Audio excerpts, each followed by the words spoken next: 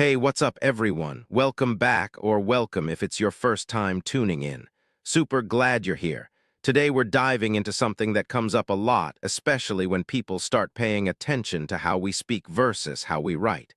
Have you ever noticed people saying gonna instead of going to, or wanna instead of want to, and maybe thought, wait, aren't those not real words? Why do we say them so much? Well, here's the thing, they may not be what we call standard written English, but they are absolutely real in the way language works, and I'll tell you why. So first off, let's just get this out of the way. Language is not some fixed, unchanging thing written in stone. It's alive. It evolves. And one of the ways it evolves is through how people speak every day. What we say in conversation often doesn't match what we'd write in a formal essay. And that's not lazy, that's just how spoken language naturally works. Let's take gonna. That's what linguists call a contraction or even a reduction. It's short for going to. But when you say it out loud, especially quickly, it naturally becomes gonna. Like instead of I'm going to eat, we say I'm gonna eat. It rolls off the tongue easier, it's faster, and it's super common in casual speech. Same with wanna. Instead of I want to go, most people say I wanna go. Again, it's just a reduction.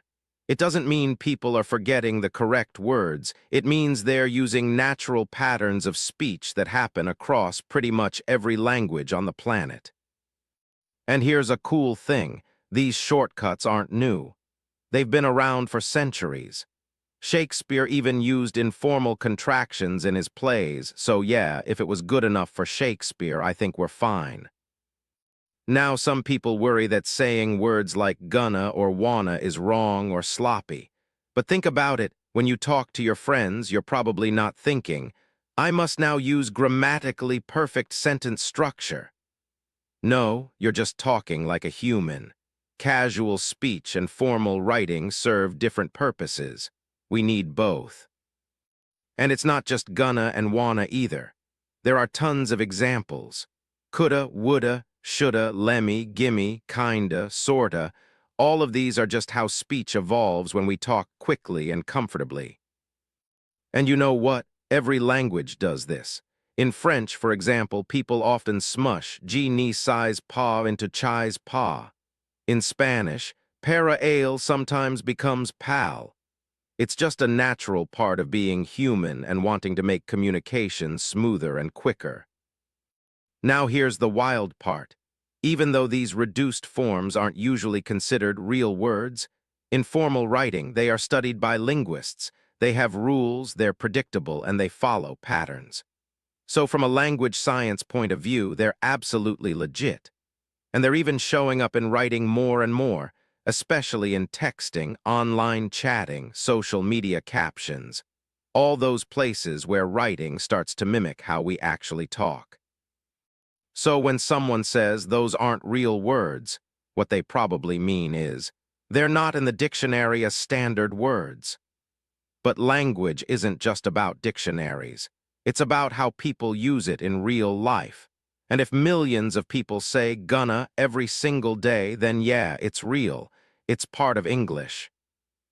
One thing I find really cool is how our brains process this stuff.